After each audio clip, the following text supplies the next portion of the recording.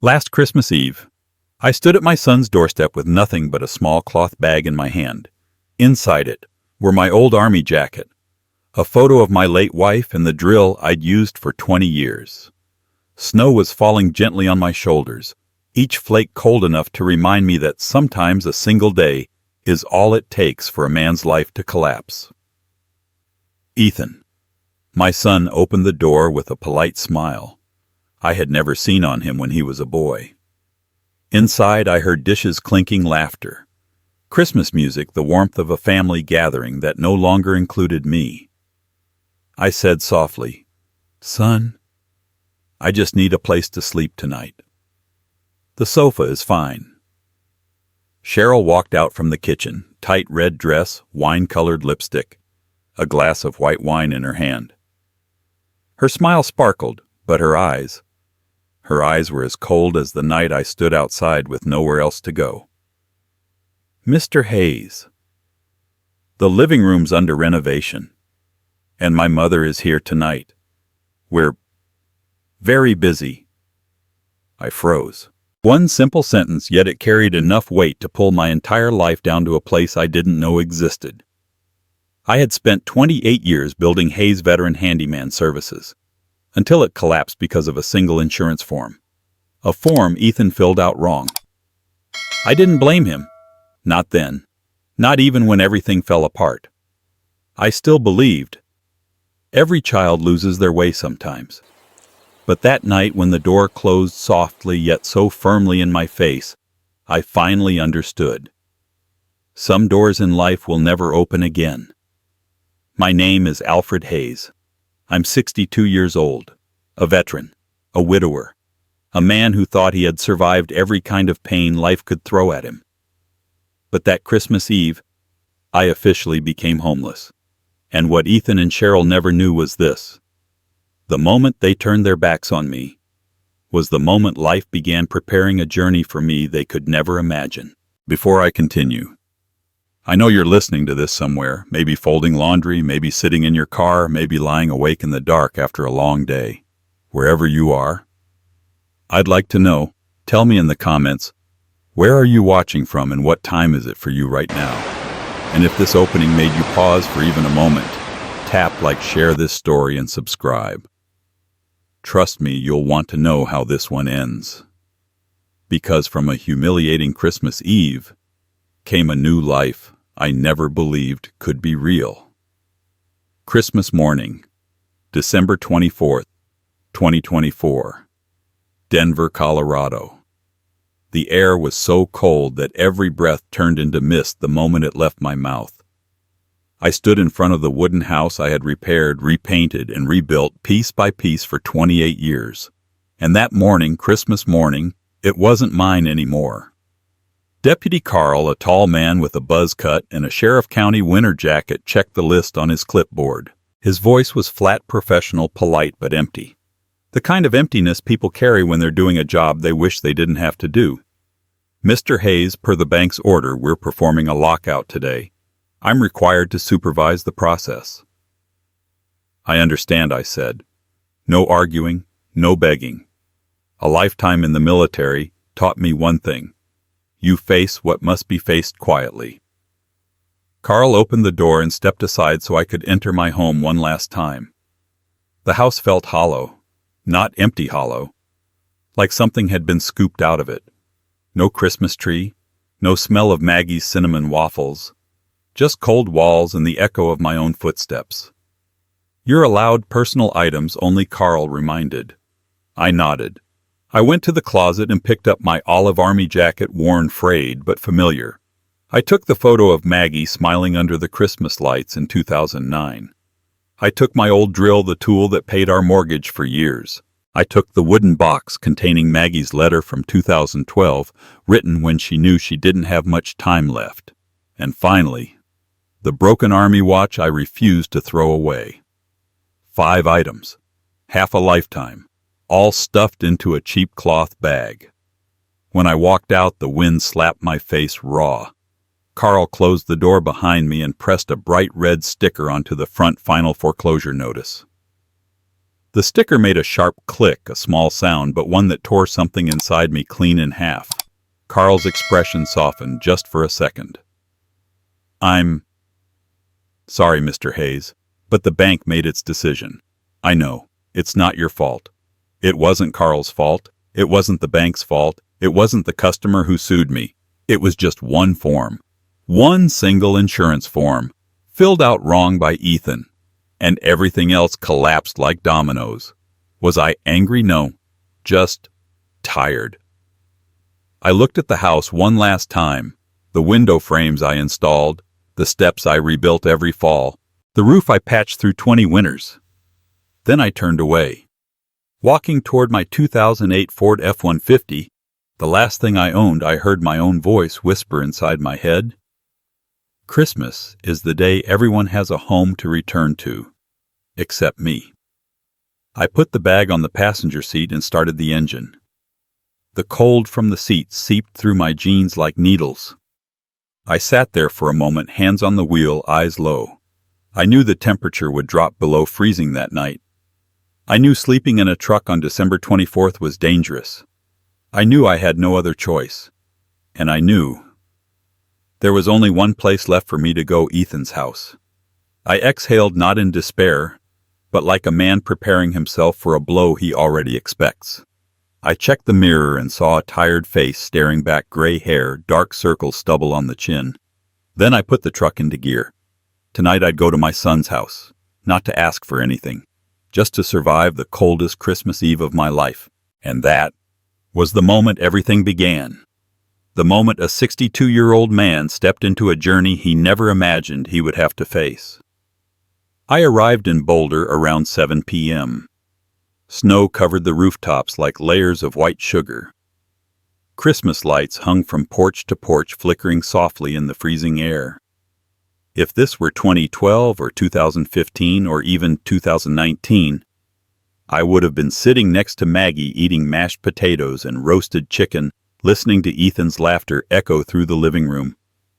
But that year, I stood on the street outside my own son's house, empty-handed, wearing a worn-out coat, wet shoes, and a heart that felt like a stone tied to my chest.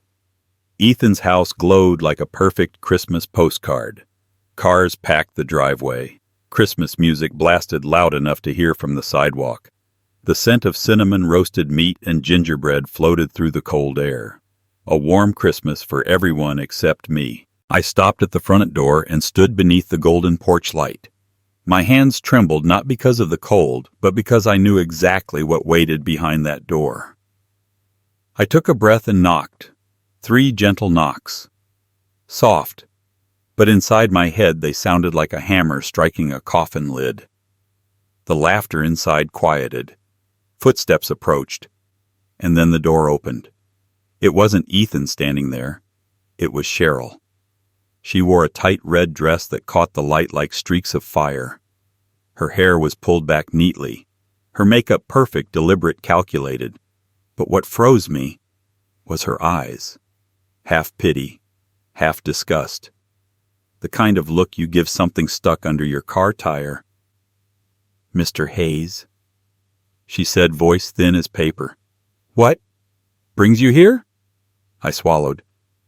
"I just need a place to sleep for one night, Cheryl. It's freezing out here," and I glanced past her, hoping to see Ethan. Instead, I saw a living room glowing with warm lights. Cheryl's friends around the table raising glasses, laughing, celebrating. A beautiful scene. A warm scene. But all that warmth stopped at the threshold and never reached where I stood. Ethan finally stepped out after a few seconds, holding a beer, his face red from drinking.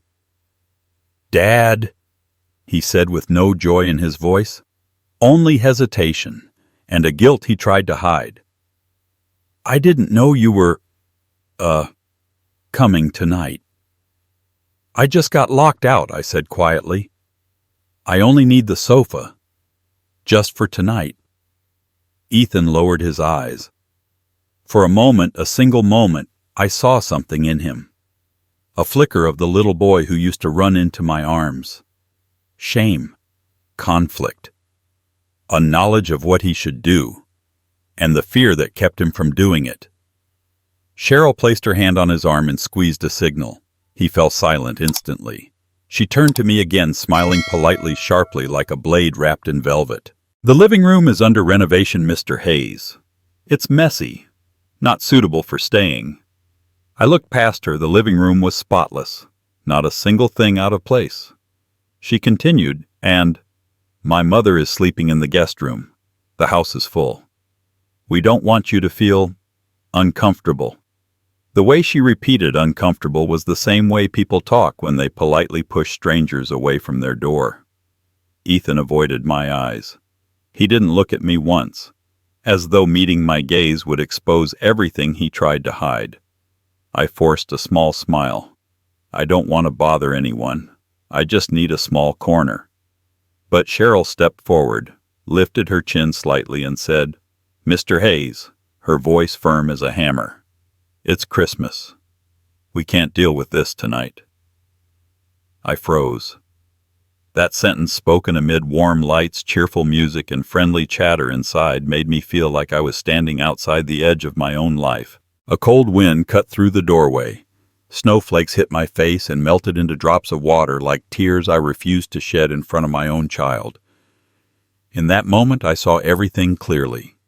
Ethan's distance, Cheryl's hidden contempt, the truth that I had no home left, and the worst truth of all, my son chose silence instead of choosing me. "We're sorry," Ethan said, barely above a whisper, staring at the doorstep. "Tonight. It's just not possible. Please understand." No one said anything else. No one asked if I had eaten. No one asked if I was cold. No one asked where I would go. The door closed softly, but with the finality of a jail cell lock. The click echoed in my chest, sharp and empty, cutting something inside me cleanly in half. I turned away and walked down the snow-covered sidewalk, each step heavier than the last. From the neighbor's porch, a small Ring camera blinked blue, recording every second of me being turned away. One day, those images would return as undeniable proof. But tonight, all I felt was that I was walking into a darkness colder than any battlefield I'd ever known. I returned to my old F-150, opened the door, sat in the driver's seat. The seat was cold as stone, the cabin filled with my own white breath. I started the engine but didn't drive yet. I looked into the rearview mirror, saw an old face, tired eyes, and a truth I could no longer deny. I had officially become homeless. No home, no business, no family to lean on. I drove out of the neighborhood toward the dim yellow lights at the end of the road. Far away, the Walmart sign glowed through the snow, a cruel reminder of where I would sleep tonight. I parked in the far corner where the old RVs and a few other homeless folks always stayed overnight. I turned off the engine, pulled my coat tighter, and stared through the fogged-up window. No one was beside me. No warm lights. No Christmas laughter. Only the cold waiting in every shadow and me facing it alone. I leaned my forehead against the steering wheel, closed my eyes, and whispered, "Christmas is the day everyone has a home to return to. Except me." Then I opened my eyes, looked at the snow-covered sky, and said again, this time steady, "But from here, life will change." And I didn't know that change would begin just a few hours later at 3:29 a.m., when a call rang through the cabin of my truck. The Walmart parking lot on Arapahoe Road was usually quiet at night, but on Christmas morning it felt different, so empty and cold it could have been a snow-covered graveyard. The wind came in long, sharp waves, slipping through every crack of my old F-150, carrying a chill that cut into my skin like needles. The temperature outside had dropped to around 25 degrees, just below freezing, cold enough for every breath to leave my mouth as a puff of white smoke, cold enough to make a man wonder if he'd wake up the next morning. I pulled my old coat tighter around me, but no matter how hard I held it closed, the cold found its way through the fabric. I'd lived most of my life in Colorado. I had slept in the deserts of Iraq under the snow-heavy skies of Alaska on military cots harder than concrete. But this cold, this night, was different. It wasn't the cold that comes from weather. It was the kind that seeps in from your memories, from what you've lost, from who turned their back on you. I switched on the overhead dome light and pulled Maggie's letter from my bag, the letter I'd carried with me for over 10 years. The paper had yellowed, the edges slightly torn, but her handwriting was still warm, delicate, familiar. Alfred, if one day you ever feel lost, remember you are never truly alone. As long as you're still breathing, life will always open another door. I read that line 3-4 times. Each word was a small flame keeping me from breaking apart in the winter darkness. I placed the letter against my chest, leaned back, and closed my eyes. Sleep didn't come. Only exhaustion, the kind that drags itself across the mind like wind beating against a window frame.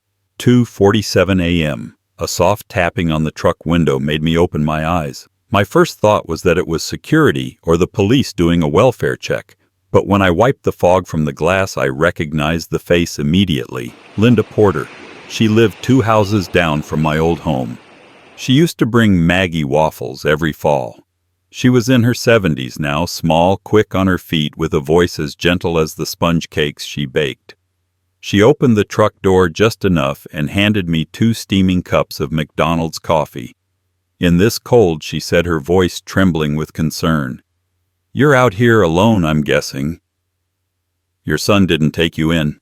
Her question was soft, like a hand brushing against a bruise, but it still hurt. I forced a smile, thin as the white breath drifting from my mouth. It's not their fault. Kids, they have their own lives. Linda's eyes softened, that sad look people get when they know the truth but spare you by not saying it aloud. She pressed the coffee into my hand. "You don't have to lie to me, Alfred. When a door closes, it's usually because someone wanted it closed." I didn't answer. Not because I had nothing to say, but because every word felt heavy in my throat.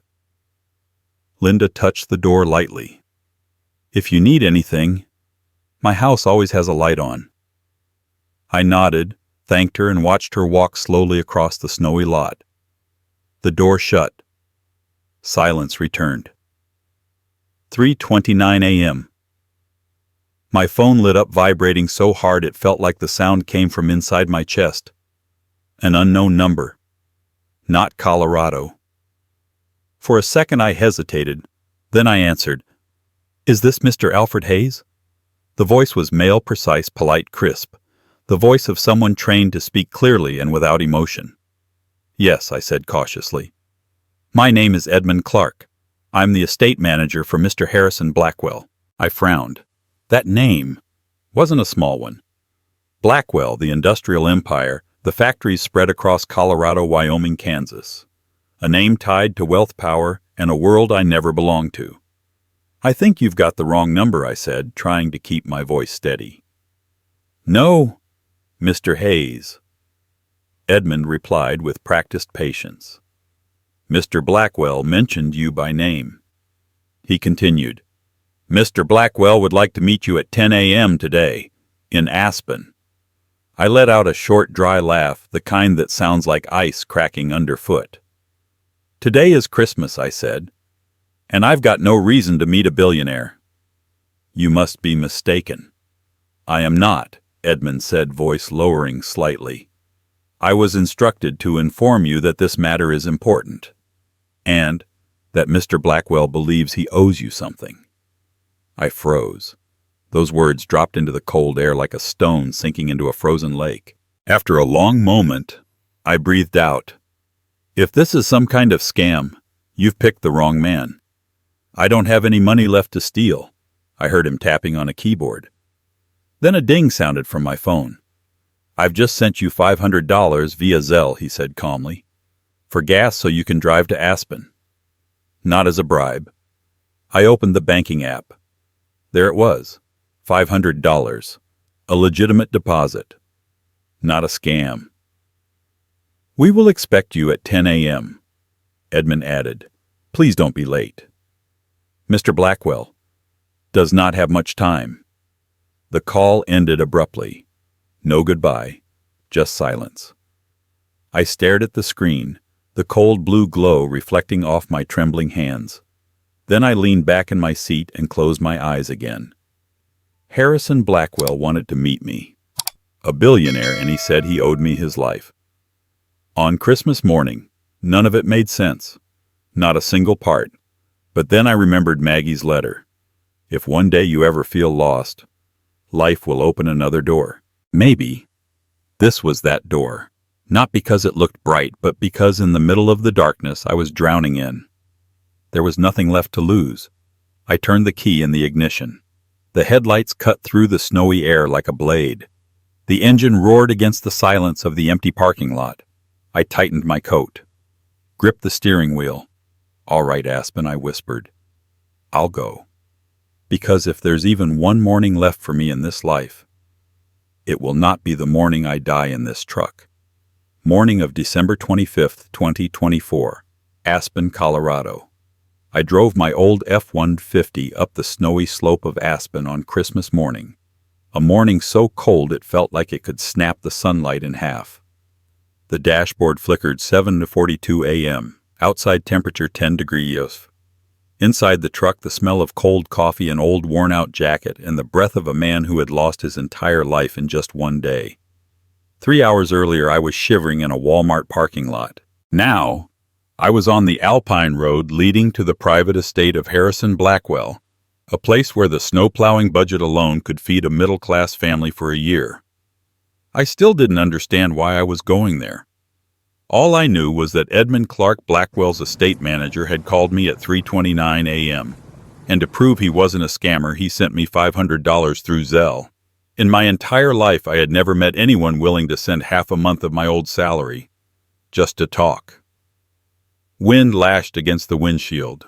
Snow flew in white bursts. Tall pines lined the road like old soldiers standing at attention guarding someone far more important than me. And then I saw it. The gate. Not the kind of gate wealthy people install. The kind wealthy people install to keep other wealthy people away. Ironwork so intricate it looked hand-forged by someone who didn't know what a budget was. 2 guards in dark uniforms stood on each side. When my truck rolled forward one step toward me, gloved hands, a face so still I couldn't tell if the cold or the job was responsible. "Name?" he asked, his voice flat and mechanical. "Alfred Hayes." I answered, feeling like I was about to cross into a world that wasn't meant for me. He checked his iPad, nodded, and stepped back. "Welcome, Mr. Hayes. Mr. Blackwell is expecting you." The gate swung open, slow, heavy, and unnervingly silent. That was when I realized Harrison Blackwell wasn't just wealthy. He was wealthy enough to buy silence from steel. The snow-covered driveway stretched almost a quarter mile. Tall pines framed it on both sides, making my old truck look like a toy rolling through someone else's universe. And then the mansion appeared at the top, a stone giant built from gray granite. New England architecture blended with European elegance, steep roofs, twin chimneys, massive windows catching the pale winter sun. 40 rooms, maybe 60. I couldn't tell, and I didn't want to. I was just a veteran handyman, a man who had lost his home, his business, and the sense that he belonged anywhere. Edmund stepped outside just as I parked. He wore a charcoal overcoat with a fur-lined collar, polished shoes, and a calm dignity that made me instinctively pull my own frayed collar tighter. "Mr. Hayes," he said in a deep, composed tone. "Mr. Blackwell is waiting." No handshake, no warm welcome. Just a statement, yet enough to guide me into a house where even the air smelled expensive. The living room was so large my footsteps echoed as though I were walking through a chapel. Light poured through the tall windows onto a leather armchair near the fireplace. And in that chair, a man sat. Thin, pale, eyes sunken but bright, the brightness of someone who knows he doesn't have much time but refuses to waste the little he has left. I recognized him instantly from business articles. Harrison Blackwell, 80 years old, a man who owned half the manufacturing industry in the West. I stood in front of him, unsure what a man like me was supposed to say in a place like this. Harrison lifted his hand, thin, bony, but steady. "Sit, Alfred." He murmured, his voice a blend of cold wind and old fire. I sat. He studied me for a long moment.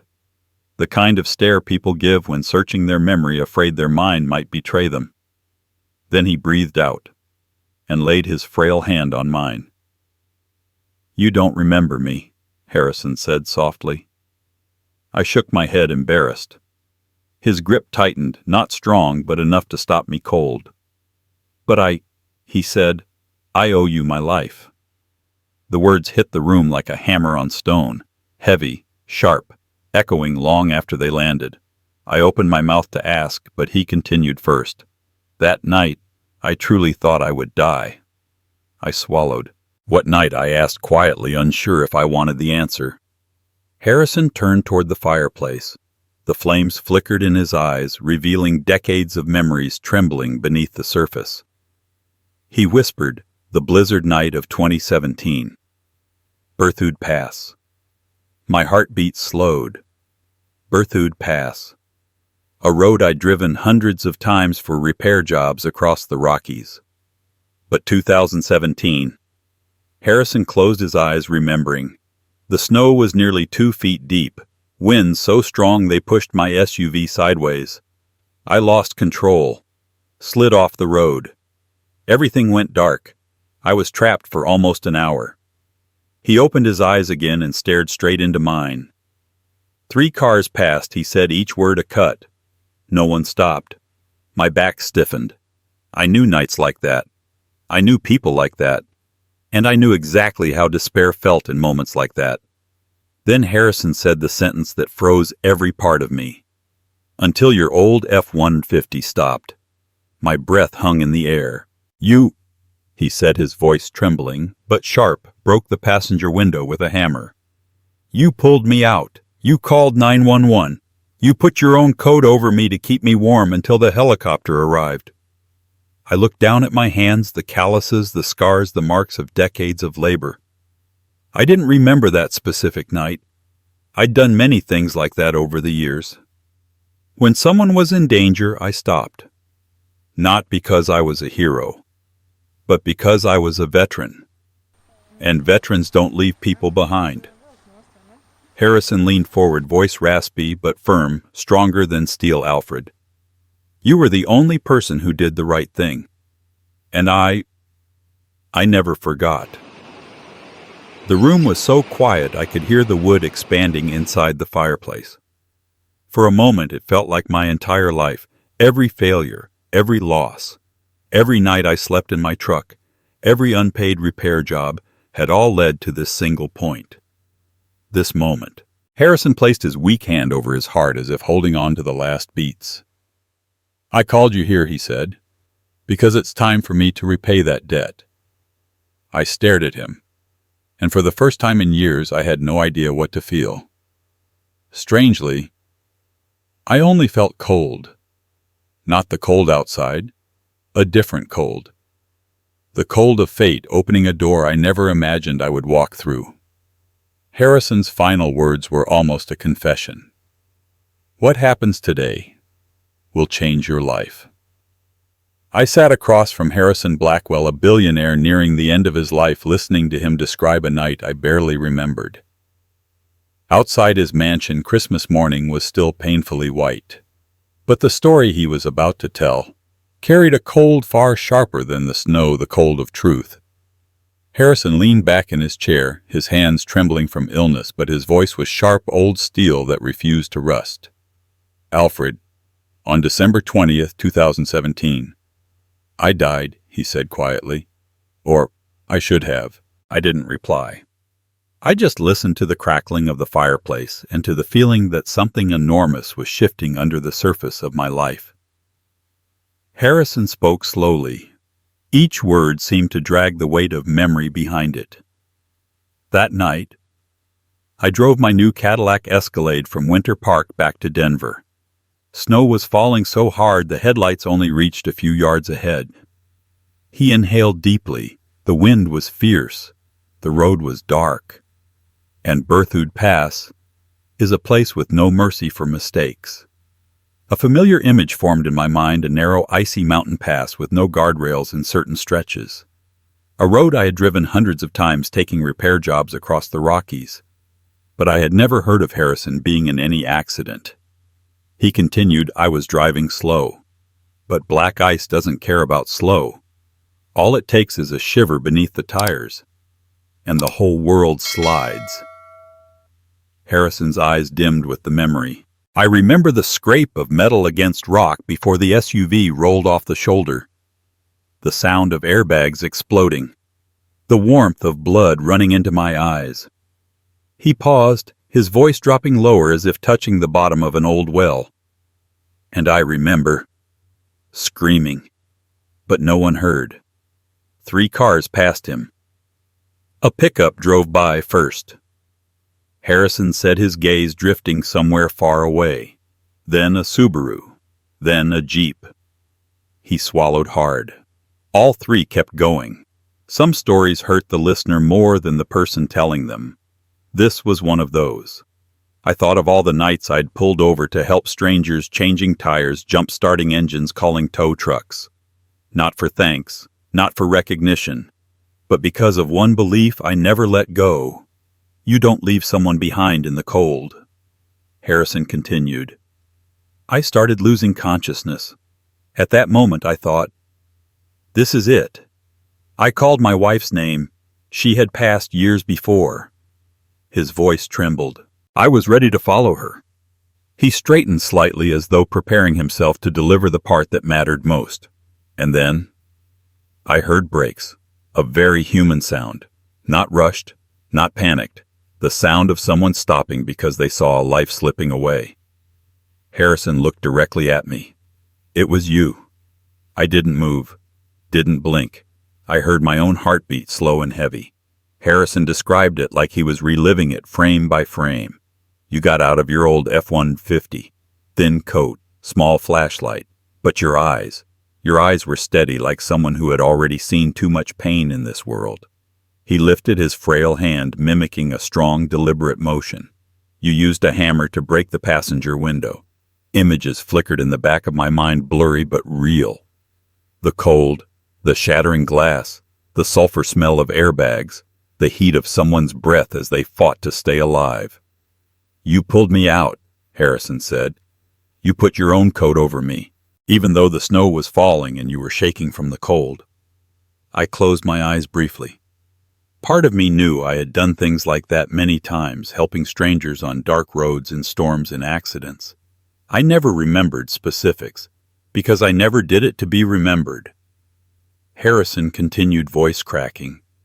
You held my shoulders, made me look you in the eyes, and said, stay awake. The helicopter's coming. He took a sharp breath. I thought that would be the last thing I ever heard. He leaned forward, gripping the armrest of his chair, as though steadying his soul. When I woke up in the hospital, the first thing I asked the paramedics was, where's the man who saved me? He laughed softly, a sad, fragile sound. When they told me he refused to leave his name, I knew I'd met the kind of man America is losing more of every year. I replied in a low, quiet voice I didn't even recognize. I just did what a veteran is supposed to do. Harrison nodded, eyes sharpening, brightening. And that is exactly why I knew I had to settle my debt with the right man. He tilted his head toward Edmund. Edmund came forward and placed a thick folder on the table between us. Harrison said, even though I survived, something still troubled me for years, and it's something that concerns you. My heartbeat tightened. A quiet warning told me the next part would be painful. Harrison took a long moment before speaking again. I hired a private investigation team to find you, and they discovered something I can only describe as a knife in the back of a good man. Edmund opened the folder. The papers slid out like falling snow. Harrison spoke each word with precision. Alfred, in that customer lawsuit last year, your insurance didn't deny your claim because of bad luck. I narrowed my eyes. There was another reason, Harrison said, voice heavy as boulders falling into a ravine. Ethan, your son filled out your insurance form incorrectly. I went still. Harrison continued, voice sharp. The form was marked liability risk. One minor mistake, but enough to void all your coverage. He held my gaze. The lawsuit destroyed your business. The foreclosure took your house. And the mistake, your son's mistake, left you homeless. A small, almost silent crack echoed inside my chest. Harrison's voice softened not with pity but with sorrow. And he never told you. Not once. Harrison closed the folder. Then he spoke the sentence I knew I'd remember until the day I died. Alfred, if you hadn't stopped that night, I would have died in the snow. He paused. But Ethan. He shook his head slowly. He couldn't offer you even a single word of apology. Silence fell. Not peaceful silence, not gentle silence. The silence before a storm breaks open the sky.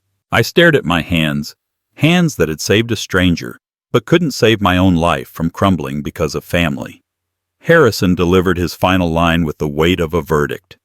In 2017, you saved me. In 2024, I repay that debt, and I will make sure the one who stabbed you in the back faces the truth. The fire popped softly in the hearth as though agreeing with every word.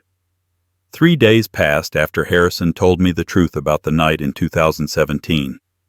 3 days that felt less like time moving, and more like time holding its breath in the cold air of Aspen, waiting for something to shift the fate of a man like me. I stayed at the Blackwell estate at Harrison's request. Edmund prepared a small room on the east side where the sun arrived late and snow clung to the windows like memories that refused to melt.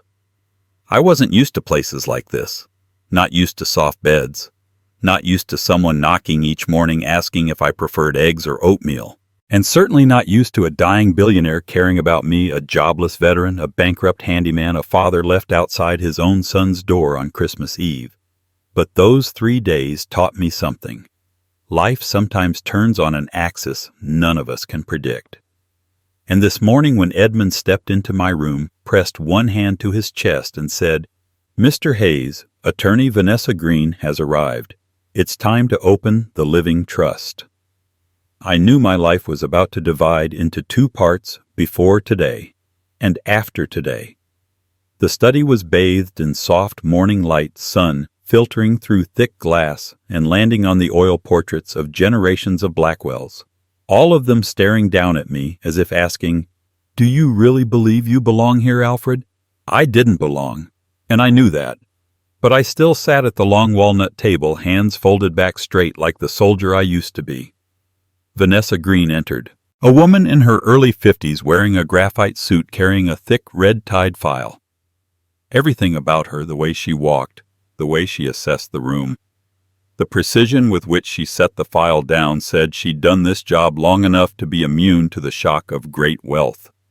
"Mr. Hayes," she said, her voice professional but gentle. "Today's meeting is per Mr. Blackwell's request. We will review the final update to his living trust." I nodded. Behind me, a soft click sounded. Harrison was wheeled in by Edmund and settled into the chair beside mine. Though the illness had carved away most of his strength, his eyes were bright the way someone looks when preparing for the most important act of their life. Vanessa opened the file. "The living trust was updated 3 days ago," she said. "Executed in full capacity with 2 witnesses and video notarization." She looked at me. "Would you like me to read from the beginning? Or go straight to the primary provisions?" I glanced at Harrison. He gave a slight nod. "Straight to it," I said. Vanessa turned a page. Her voice became steady, clear, unshaken. "Richard Blackwell and Amanda Blackwell, the legal children of Mr. Harrison Blackwell, will each receive $100,000. The tap of her pen on the paper sounded like metal striking stone. "The remaining assets of Mr. Blackwell, including—" She read from the list. A list so long, it made my spine tighten. $812 million in liquid funds, the entire Blackwell Foundation, full shares of Blackwell Industries real estate holdings across 12 states, all investment portfolios, secondary trusts, and all legal rights attached. She paused before lifting her eyes to mine. "Will be transferred to Alfred Hayes." The room fell silent. A silence so deep I could hear my heartbeat slow, heavy, echoing in my chest like a hammer striking iron. I opened my mouth, but no sound came out. I, a man who slept in a Walmart parking lot 3 nights ago, was being told that the entire fortune of one of the wealthiest men in the American West belonged to me. Vanessa delivered the final confirmation. You are the sole beneficiary. I leaned back, exhaling slowly. Harrison placed his hand on mine, weak but insistent. Alfred, this isn't charity, he said softly. This is debt. I turned to him. He smiled a fragile smile breaking through years of carrying a secret alone. And debt, he whispered, must be paid to the right man. Vanessa set an iPad on the table. This is the video, Will, she said, recorded under full mental clarity. Harrison nodded. She pressed play. The screen lit up. A healthier Harrison, stronger, sharper, filmed months earlier, sat tall before the camera. His voice filled the room, deep, clear, unwavering. I am Harrison James Blackwell. This is my final declaration. I am of sound mind. I act of my own will. No pressure, no coercion. He looked straight into the lens, a gaze that felt like it traveled across time and space. I leave a token to my children, Richard and Amanda. $100,000 each. I heard Edmund inhale beside the fireplace. Harrison on screen continued. The remainder of my estate, including all assets, foundations, shares, and properties, I leave to Alfred Hayes. He leaned forward, then his voice dropping into something intimate, personal. Because he is the only person in my life who ever did the right thing, without needing anyone to see. A weight rose inside my chest. Not because of the fortune, not because of the ownership, but because of the words that followed. Alfred, when I am gone, you will learn who truly loves you and who only loves money. He paused long enough for me to feel the truth of it. I hope you choose the right people to walk with you for the rest of your life. The screen went dark. Silence sank into the room. The kind of silence that happens when something irreversible has just been spoken. Harrison motioned to Edmund. Edmund opened a drawer and placed a small silver USB into Harrison's hand. Harrison passed it to me slowly, deliberately, as if he were handing me a sword. Everything you need to know, he said, is inside this. I held the USB light, cheap, insignificant, yet I knew it carried truths that could alter the lives of many. Alfred, Harrison said, his voice lower than the wind whispering through the windows. I chose the right man. No flourish. No dramatics, no sanctification, just one sentence, cold as truth, heavy as destiny. Harrison leaned back, his eyes brightening one last time. The rest belongs to you. A gust whispered against the glass. The fireplace cracked softly, and I understood. This wasn't just a will. It was the beginning of the storm. Early February 2025. Aspen and Steamboat Springs. I thought nothing could hurt me more after hearing Harrison's will. I had already lost my company, lost my home, lost Christmas, and in many ways, I had lost the son I once believed was the center of my world. But life never stops pain where you think it should stop. It always finds a deeper cut, a colder blade right at the moment you begin to stand up again. A week after Harrison's funeral, Edmund stepped into the library carrying a dark brown leather case. He laid it on the table carefully, precisely, and adjusted the corner before looking at me with a gaze I recognized well, the look someone gives before telling you something that will not be easy to swallow. Mr. Hayes, Edmund said quietly, these are documents you need to review before anything becomes public. I didn't speak. He unbuckled the case. A thick stack of files thudded onto the table, tied with a black cord heavy enough to make the wooden surface give a soft warning sound. A sound that told me what lay inside would not be light. Edmund opened to the first page. This is the investigative report on Ethan Hayes and Cheryl Hayes, he said. I apologize in advance for anything that may be painful. I straightened my back, kept my eyes open, ready for whatever truth needed to be seen. Edmund read slowly each word like the pull of a cold saw. Ethan Hayes, $38,000 in credit card debt. Mortgage 3 months late. Checking account negative repeatedly through December and January. I looked down at my hands, the calloused fingers that had worked all my life so my son wouldn't have to live the way I once lived. And yet, everything I sacrificed had somehow turned into debt and deficit. Cheryl came next. Cheryl Hayes. Edmund continued. $27,000 in advertising debt, TikTok, and Instagram campaigns. Her creator account lost 4 contracts before Christmas. Chronic overspending. Cheryl. The same woman who stood at her front door on Christmas Eve and said, "It's Christmas. We can't deal with this tonight." The same woman who looked at me as though I were something left in a garage too long. I inhaled slowly. Said nothing. Didn't need to. Edmund placed an iPad on the table. "There are a few files. You should see." He opened the first one. 1. The ring footage. Cheryl appeared on screen standing outside my former house the night before Christmas. Designer purse. Perfect curls. Everything about her polished and sharp. She looked around, then leaned toward the cabin of my truck parked near the street. She squinted, tilted her head, then said with a voice that landed in my chest like a blow, "He's really sleeping in there. God, he looks pathetic." She laughed, a metallic hollow laugh like cold steel hitting concrete. I didn't look at Edmund. I kept my eyes on the screen. And on every year, I had worked myself raw so Ethan could grow up warm, fed, safe, and unafraid. But on that night, I slept in my truck. And they inside their bright house ate Christmas dinner with friends, laughed, exchanged gifts, shared dessert. No one asked if I was warm. No one asked if I had eaten. No one asked if I was even alive. 2. Ethan's voice memo. Edmund tapped the next file. My son's voice filled the room and every beat of my heart slowed. If Dad ever gets rich somehow, I'll treat him like a king. A friend responded.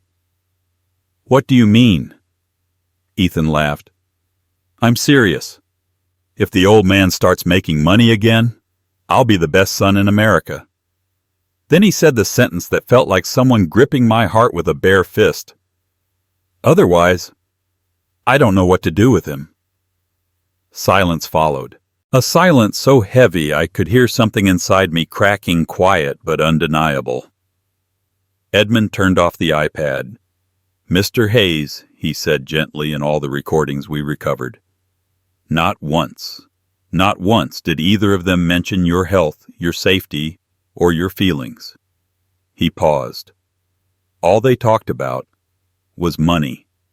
I didn't respond. Didn't need to. Some wounds bleed. Others simply deepen. The ones that deepen are always the quietest. Edmund left the room and I was alone with the truth. My phone buzzed. A number I didn't know. I answered. "Mr. Hayes," a young man's voice. "This is Tommy Jenkins. You wouldn't remember me." Tommy. It took me a moment to place the name. "You fixed my mother's roof 3 years ago," he continued. "She had terminal cancer. You refused payment."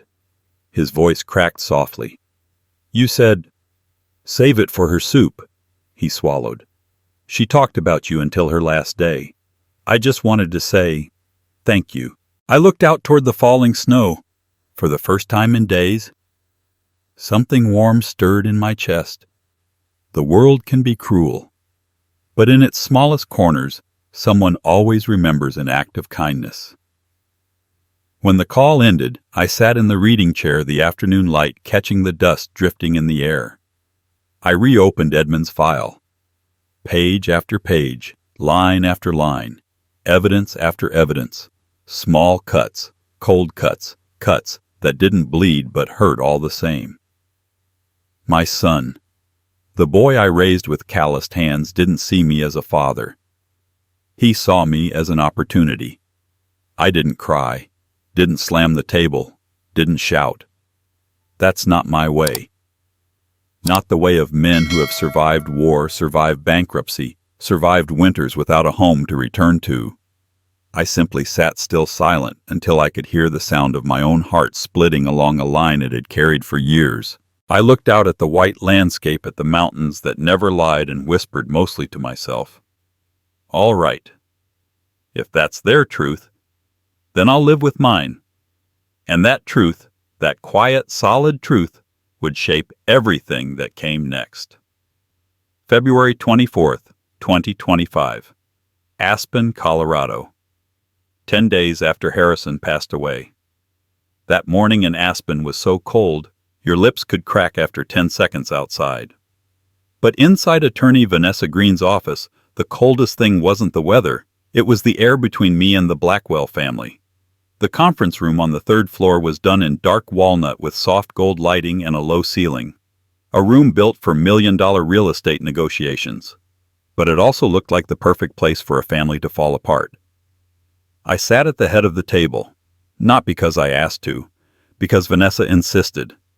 "It is the proper position for the beneficiary of authority," she said. Richard and Amanda sat on the opposite side. One was red-faced like a boiling pot ready to spill. The other had layered makeup over swollen eyes, but even makeup couldn't hide the anger burning beneath her skin. I didn't speak, didn't look at them.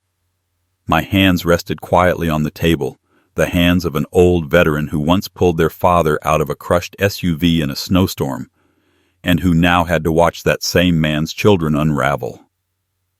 Vanessa entered. She placed a thick folder on the table. "We will begin," she said. And the storm broke open instantly. The will reading. Voices echoing across the glass. Vanessa turned to the first page. "This is the final will and living trust of Mr. Harrison Blackwell, executed with full legal witnesses and notarization." Richard shot up so violently his chair nearly toppled. "This is bullshit," he screamed. "There's no way our father did this without being influenced. This is undue influence." I didn't move. Amanda stood next. She grabbed her phone, voice trembling. "I'm calling the press. This is fraud. The entire city of Aspen needs to know." Vanessa ignored them, reading with a surgeon's calm, exact, unshakable tone. "Mr. Richard Blackwell, $100,000. Richard's roar rattled the glass wall. $100,000. Our estate is worth $6 billion. Vanessa continued.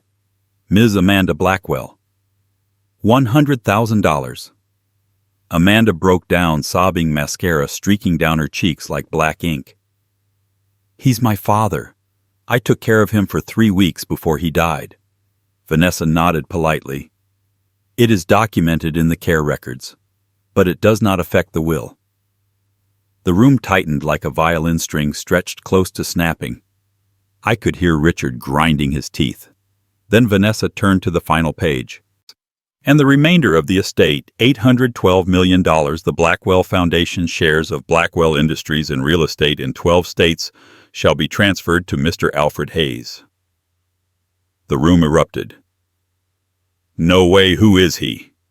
Our father was tricked. I'll sue all the way to the Supreme Court." Their voices crashed against the glass walls and echoed down the snowy street below. And me, I sat where I was silent, unmoving like an old stone buried under years of snowstorms, still standing. The video will, a truth no one could deny. Vanessa said nothing. She simply opened her iPad. "We will now view the video will to confirm Mr. Blackwell's mental capacity." The screen lit up. There was Harrison, healthier, sharper eyes bright like a blade that had been polished for decades. He didn't smile, didn't soften his tone, didn't waste a second. "I am Harrison James Blackwell. I am of sound mind. I act freely and willingly," Richard shouted. He was sick. He wasn't in his right mind. On the video, Harrison turned directly to the camera. "As expected, my children will claim I was not of sound mind. The entire room froze. Harrison continued, "But I have lived 80 years. I know who loves me, and who only loves my money." Amanda lifted her hand to her mouth. Then came the line that sealed the room in ice. "Alfred Hayes is the only man who ever did the right thing without needing anyone to see him do it. I leave everything to him because he deserves it more than anyone who shares my blood." Richard slammed a water bottle onto the table. "This is madness." But no one listened anymore. Not after hearing what Harrison said next. "Richard, Amanda, I gave you chances your whole lives, but neither of you stopped your car in a snowstorm to save a dying stranger." He exhaled slowly. Alfred did. The video ended, and for the first time all morning, silence. Deep, heavy, unavoidable. The dignity of silence. Vanessa looked at me. "Mr. Hayes, would you like to say anything?" I turned toward the window. Snow fell in thick white sheets, each flake tapping gently against the glass as if even the sky was listening. I opened my mouth. A small breath escaped. But no words followed. Not because I had nothing to say, but because I finally understood what Harrison had taught me. Truth doesn't need shouting to be believed. Truth simply needs someone steady enough to stand inside the storm. I gave one slow nod. Not a defense, not a justification, not an explanation, just acceptance. One of the staff members instinctively placed a hand over her heart. Vanessa straightened her posture. The secretary stopped typing. Amanda's sobs quieted. Richard stepped back, unsure for the first time.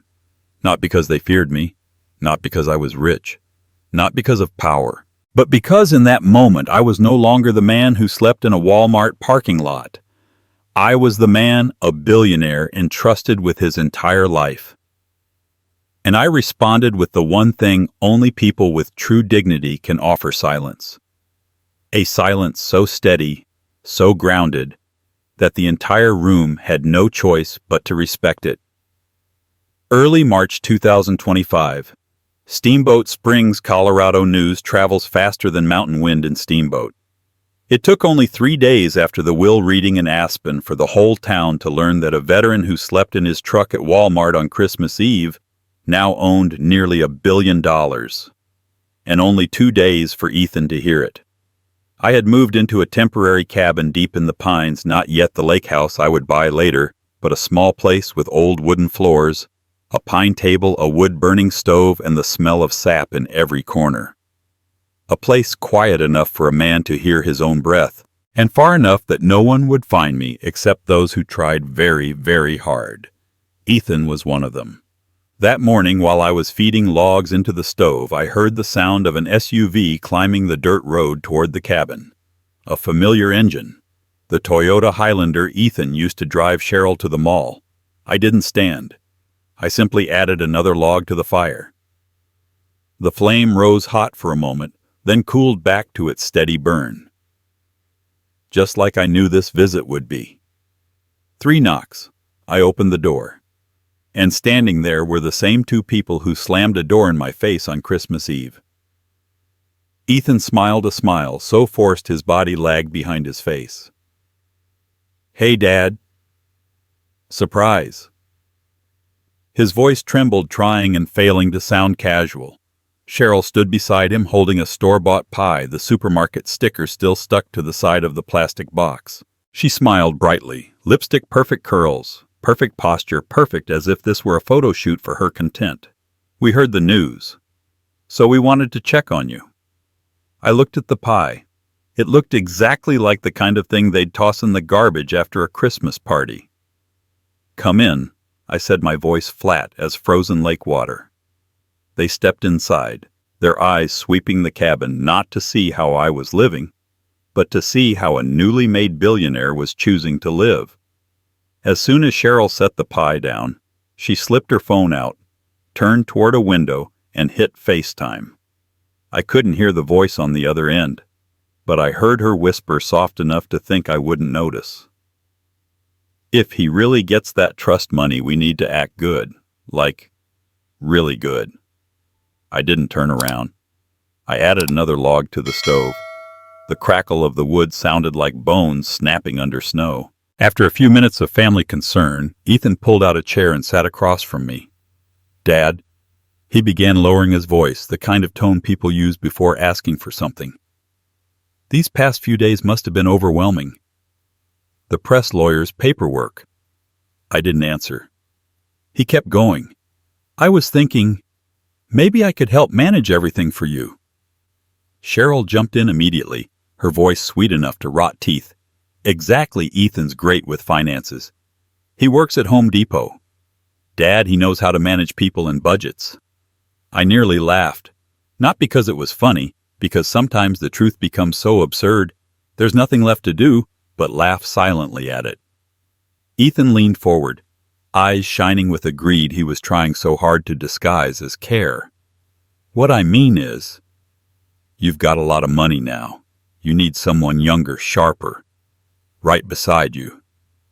I looked at him. A slow, steady look long enough for him to shift in his seat, scratch his neck, clasp his hands together. "You want to manage my assets?" I asked quietly.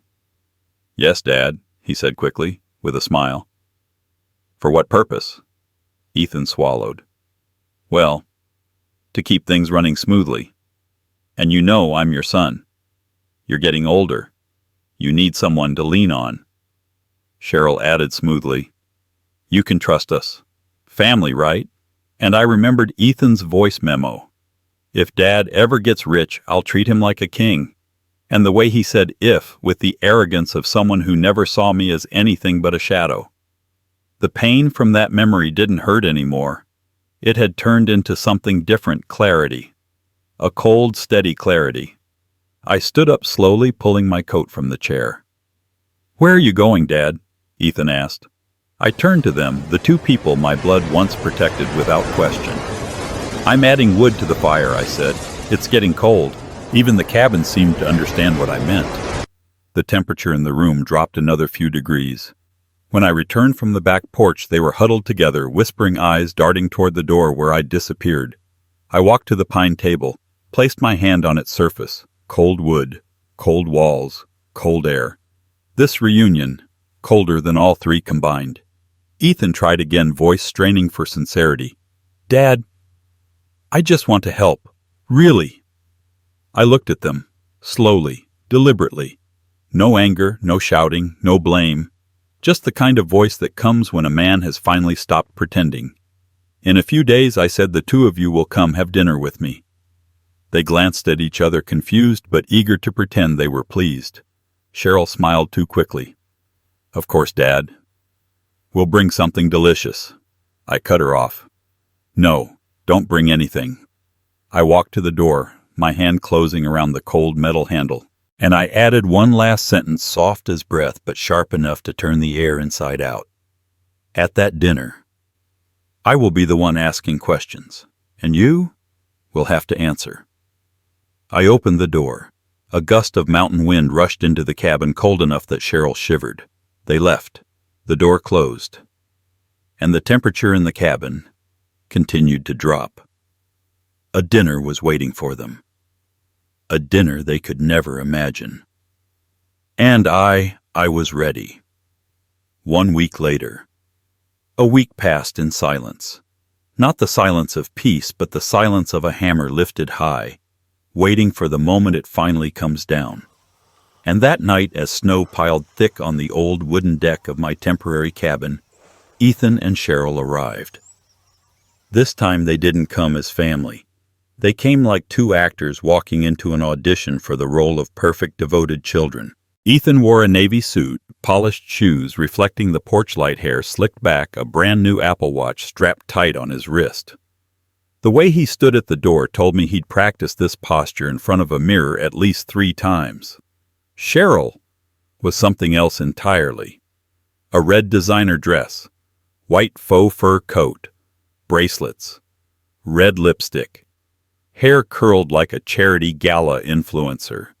You'd think she was stepping into a fundraising banquet, not into the cabin of the father-in-law she once treated like a burden. But the most ridiculous part wasn't the outfit. It was the way she leapt toward me the second she spotted my neighbor walking out of the cabin across the path. "Oh my gosh, Dad!" she squealed, voice pitched half an octave higher. "I missed you so much."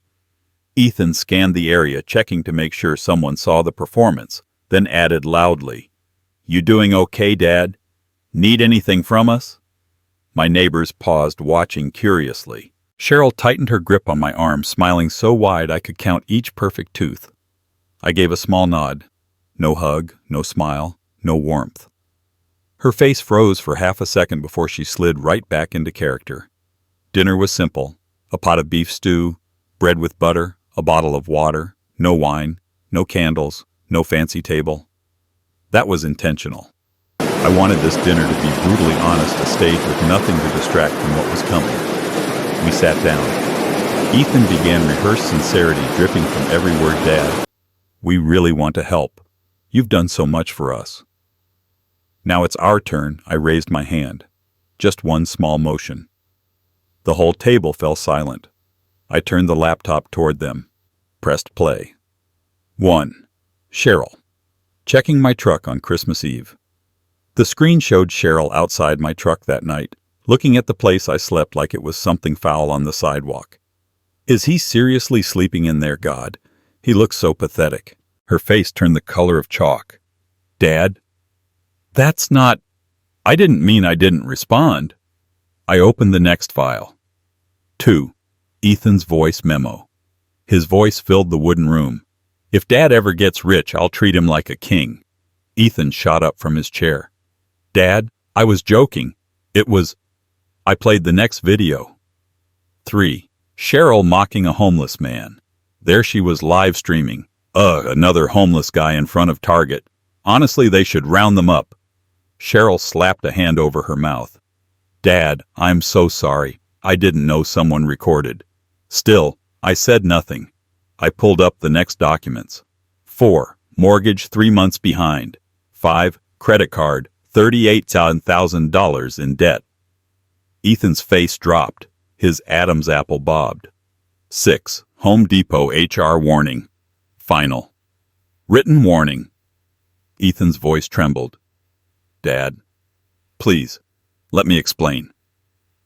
I closed the laptop. The soft click echoed through the cabin like the crack of a rifle in the snow. Every word a nail sealing the coffin. I looked at them.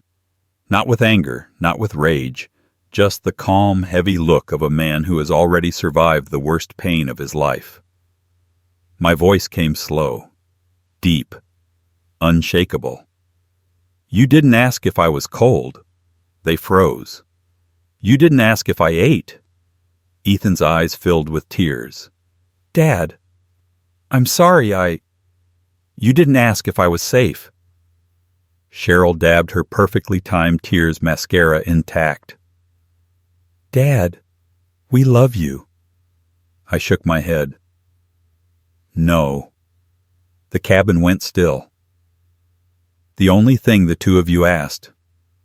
My voice dropped lower, so low the fire in the stove seemed to dim in respect, was how much money I had. Cheryl's tears stopped instantly. Her face reset. Ethan looked down. Hands clenched so tight the knuckles turned white. I stood. The wooden chair scraped the floor like a verdict being delivered. I didn't look at them, didn't lecture them, didn't scold, didn't try to fix what had died a long time ago. I just spoke one sentence, soft as breath, cold as steel. "Dinner is over." I walked to the door, opened it. A rush of mountain wind filled the cabin, cold enough to make Cheryl shiver. Ethan's voice cracked behind me. "Dad, don't walk away from us. You don't understand. I didn't turn around. My voice slipped into the night, quiet but unmistakably final. "I'm not walking away from anyone. I'm simply leaving a place you never stepped into." Then I stepped out into the white, frozen dark. The cabin door closed behind me, soft clean, without a slam. Just the ending of something that had already died long ago. April-May 2025. Steamboat Springs, Colorado. Some winters cut like knives, cold, sharp, merciless. But some springs arrive slowly, not to bring warmth, but to expose everything winter tried to hide. April 2025 was that kind of spring.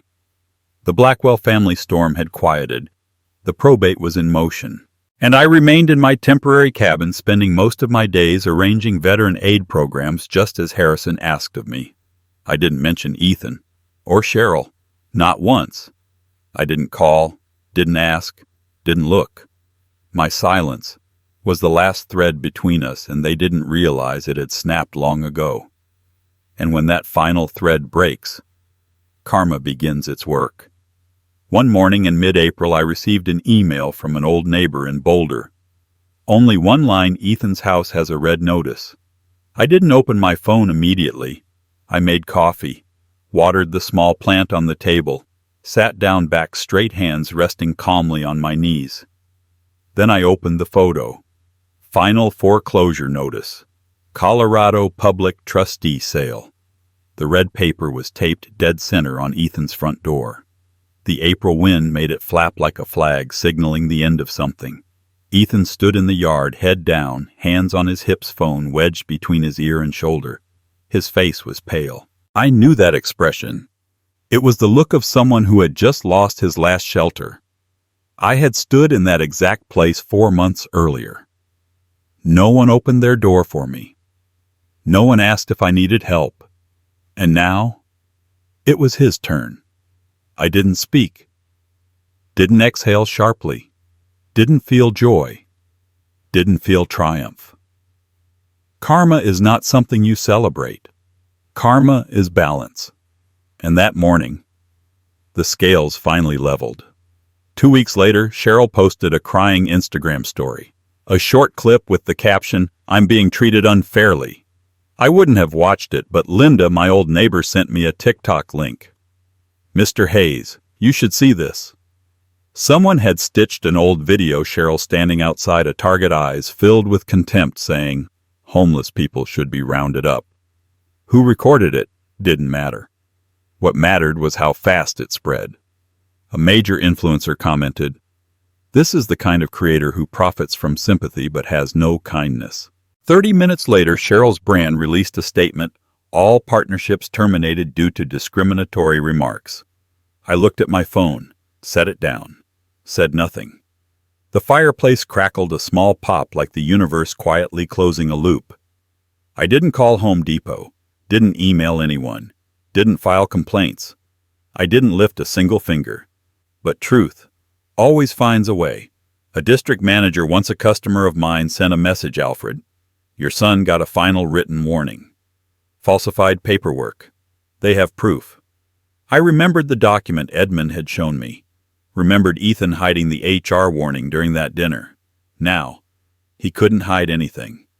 I put the phone down. The cabin was quiet. For the first time, I felt something inside me loosen. Not because Ethan was punished, but because the world finally was returning things to their proper value. Late April, the air still smelled of melting ice when I heard a soft knock on my door. Linda stood there holding a warm apple pie. "I heard about Ethan's situation," she said gently. "I thought I should check on you." I invited her in. We sat at the small wooden table. She poured tea. I cut the pie. She looked at me for a long moment, a look with no judgment, no pity, just sincerity. "Mr. Hayes?" She placed a hand on mine, warm as the pie between us. "You deserve to be loved." I inhaled deeply, didn't answer. Some sentences don't need a response. They only need to be held quietly inside. In all my years on this earth, no one had ever said that to me. Not my son, not my family, only a kind neighbor on a soft spring afternoon. And that sentence melted a part of the ice in my chest that I thought would stay frozen forever. Early May. I drove to Boulder to collect a few old documents from my abandoned mailbox. When I turned onto Ethan Street, I saw a scene I knew far too well. A repo truck in front of the house. Two men wearing gloves carrying boxes and furniture into the yard. Chairs, bags, clothes. Everything that once belonged to a family now scattered like debris after a storm. Ethan stood in the center of it all. Hair messy, eyes red, picking up a box only for it to fall apart in his hands. Cheryl stood farther away. Mascara streaked one arm raised as she tried to hide her face from neighbors, not out of shame, but out of pride being dented. I parked a short distance away. Didn't step out, didn't honk, didn't wave. Just watched. Because I had lived this exact scene on Christmas Eve in front of my own final foreclosure notice, but unlike him, no one came outside for me. Ethan glanced around desperately. For a moment, his eyes passed over my truck, but I didn't move. I whispered to myself a sentence meant for no one but me. This isn't revenge. This is simply consequence. I shifted gears and drove away, leaving behind wind silence and a family collapsing under the weight of their own choices. I didn't intervene, didn't save them, didn't look back. Karma had done its job, and sometimes the deepest form of revenge is not striking back, but letting truth pull everything back to where it always belonged. October-November 2025. Steamboat Springs, Colorado. Some chapters of life close with shouting, some close with a slammed door, but my final chapter closed with the sound of wind brushing across the lake. In early October 2025, after every legal paper had been signed, stamped, and settled, I left the temporary cabin and moved into a place I never imagined I'd have the right to call home. A small cabin by Steamboat Lake tucked between old pine trees. No iron gates, no guards, no bank account defining my worth. Just pine wood, the scent of sap wood smoke, and the quiet I had been searching for across 6 long decades of living. The cabin was built in 1978. Pine beams, each grain visible like the wrinkles on an old man's hands. A cast iron potbelly stove warming the entire place even when snow piled thick outside. A large window facing the lake still as glass in the morning silver and the moonlight at night. I chose this cabin for one simple reason. It didn't look like anything Ethan ever wanted, but it looked exactly like everything I ever needed. I hung my old military jacket on a pine wood peg, placed Maggie's photo, my wife, on the small shelf, set down an old mailbox, a broken drill, and the cracked watch I thought I'd lost forever. Everything went into its place, pieces of a life I once believed had shattered, slowly forming something whole again. By late October, I joined the local veterans group. They invited me to share stories, invited me for beer, invited me to belong as if I had never lost a house, a company, or a son. One man said to me, "Mr. Hayes, we need men like you, men who understand the silence other men carry." I nodded, and then an idea came, gentle, unexpected, but it rooted in me fast. A free repair workshop for struggling veterans. On the first day, I thought maybe 3 or 4 would show up. But 19 came. Some brought tools, some brought food, some brought nothing but their stories. I taught them how to patch roofs, fix doors, replace pipes, repair drywall, and they taught me something I had forgotten. Life always has room for a man who chooses to stand up no matter how many times he has fallen. One cold November afternoon, I opened a wooden box Edmund had mailed me the week before. Inside was my old military watch. The watch I dropped in 2019 during a roof repair job. The one I believed was gone forever. But Edmund included a small note. Mr. Harrison found it listed online by chance. He bought it back. He said, "One day Alfred will need this." I held the watch in my hand. Cold. Heavy. But familiar, like a part of myself returning after being lost for years. Next to it I found another envelope. A letter Maggie wrote in 2012.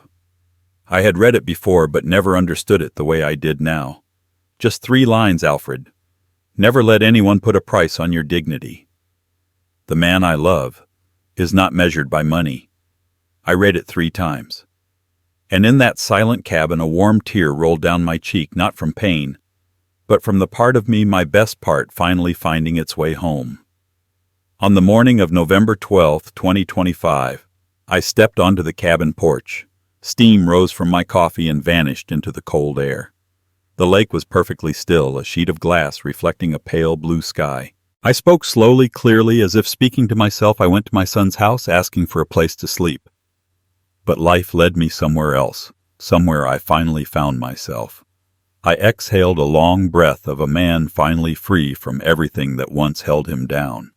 I looked back into the cabin, the potbelly stove still glowing faintly. No more foreclosure notice on my door. No more freezing in a truck. No more being turned away on Christmas Eve. Just me. And a new life. Untouchable. Unstealable. Entirely mine. Then I said the final words, the ones meant for the people listening to my story. Now, thank you for listening to my story. If you'd like to hear more journeys of finding dignity again, please like, comment, and subscribe. The fire cracked softly inside the cabin, a tiny spark announcing the end of a long, cold chapter. And my journey? The journey of a man who once had nowhere to sleep on Christmas Eve, closed with the warm light of a life rebuilt from the ground up. With hands that once shook from cold, a heart once cracked by the people he loved, but a spirit that never gave up.